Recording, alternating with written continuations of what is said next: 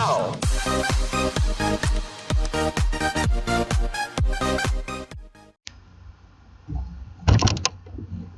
Olá pessoal do sexto ano. Então aqui a gente vai fazer hoje a aula sobre as células, características das células. Então a gente tem aqui dois exemplos de células, uma célula animal e uma célula vegetal, célula de planta. E aí a gente vai falar um pouco das diferenças aqui entre as duas células. Todo organismo que possui uma célula que é organizada com um núcleo celular, célula vegetal tem núcleo, célula animal tem núcleo, a gente chama essas células de eucarióticas. O organismo é um organismo eucarionte que tem essas células.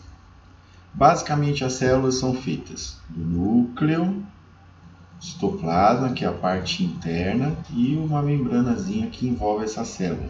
Na célula vegetal também temos o núcleo, o citoplasma, que é o espaço interno, uma membrana, e além da membrana a gente tem uma parede na célula vegetal. Então é uma das diferenças aí.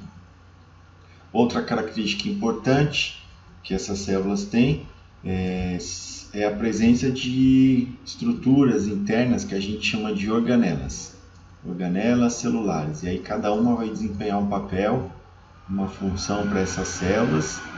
Por exemplo, as mitocôndrias relacionadas à energia, os lisossomos para fazer digestão de nutrientes.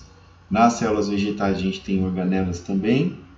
A gente tem, por exemplo, aqui o vacúolo, que acumula água. A gente tem cloroplasto para fazer fotossíntese.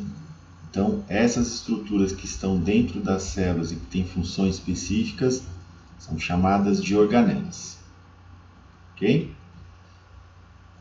Então, organismos que têm célula com a presença de um núcleo organizado e uma membrana que envolve esse núcleo, essa membranazinha do núcleo, a membrana que envolve o núcleo, essa membranazinha que envolve o núcleo, a gente chama essas células de células eucariontes. Então, toda célula que tem um núcleo com uma membrana que envolve o núcleo, a gente chama de célula eucarionte.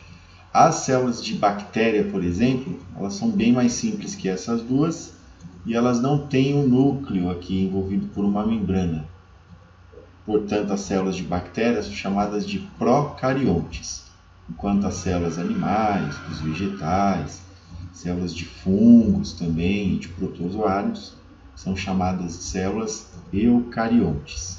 Tem um núcleo organizado, envolvido por essas membranas, essa membrana que é a carioteca que protege o núcleo, e aqui na célula vegetal também, uma membrana que protege essa parte interna que é o núcleo, que guarda o material genético, que é o DNA normalmente, o nosso material genético.